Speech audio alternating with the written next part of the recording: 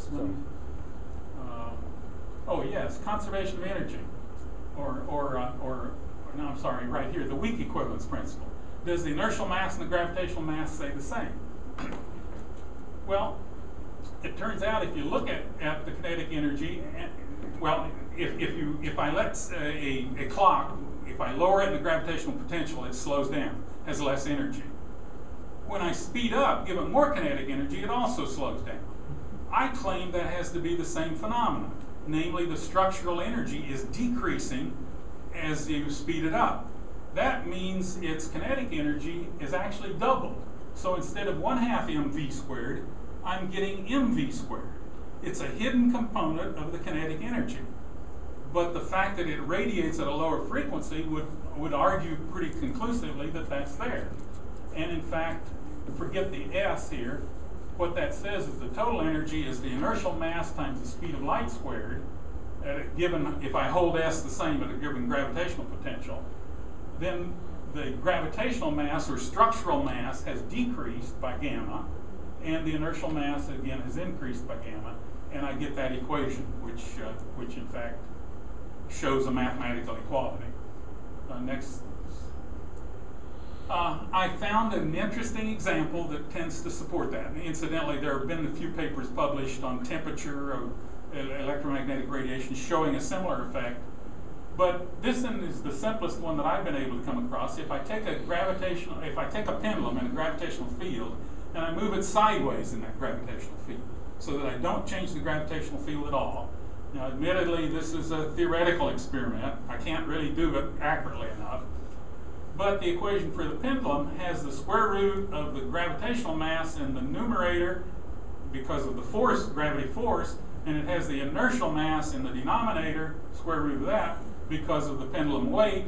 And it turns out, unless they change differently, that clock is going to run at the same rate, and I could compare it to an atomic clock, and I could measure my velocity.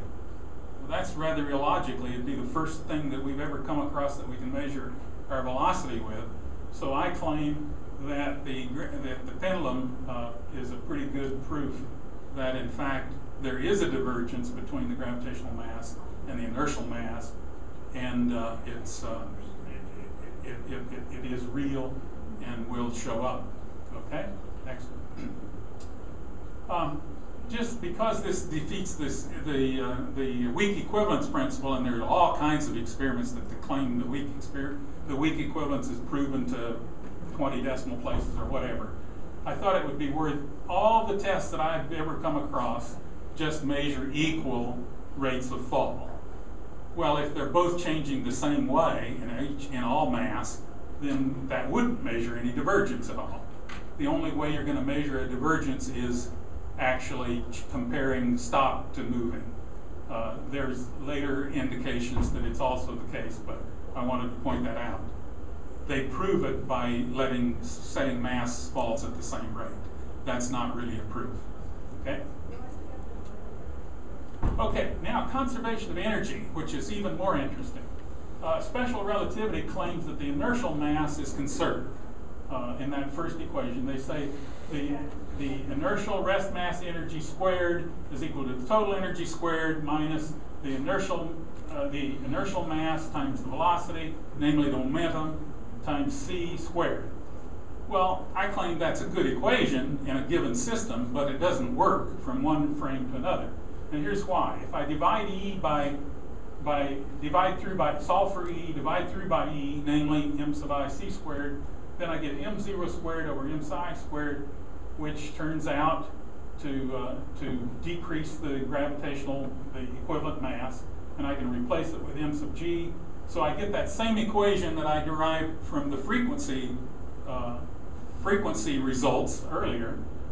And now, what would you expect to be conserved? If I'm on the Earth and I change from a sun's frame to an Earth frame, what I'd expect to be conserved is the total energy minus the kinetic energy of the Earth. And if we plug that in and look at it, lo and behold, we get the gravitational mass times c squared. So if I rescale the rest mass by gamma, then indeed that equation would work. But just like the total Lorentz transformation, there's a scaling error. And they've ignored that scaling error in their equation. I like to see the energy conserved, and special relativity by itself doesn't conserve energy. Okay? All right, we're nearing the end here, I think. What are the actual apparent, say, equivalences? First of all, the effects are energy, they're not acceleration. Gravitational potential affects the radiated frequency because the gravitational potential energy is proportional to the rest mass energy. Speed of movement with respect to an absolute frame drives the radiated frequency because, again, the structural mass energy decreases as a function of that speed. The inertial mass increases as the speed with respect to the absolute rest frame increases. Structural mass decreases as the speed with respect to the absolute rest frame increases. Longitudinal length decreases the speed with respect to the absolute rest frame increases. Again, momentum, especially spinning bodies that are moving, would have to contract in length. I tend to think that particles are spinning standing waves, which would lead to the length contraction directly. As a result of those coherent physical changes, I would claim that we do have two equivalence principles. With absolute speed, all local physical experiments will yield results that are independent of the speed given the same gravitational potential. Note the word local. When you get something from outside your local frame, you can measure some of these effects. With gravitational potential, all local physical experiments that do not involve gravitational effects will yield results that are independent of the gravitational potential. Okay? Let's go on. These are just some of the references. I think 4 papers here that all but one of them are in physics essays, but you can get more detail on my arguments in those papers. Next frame.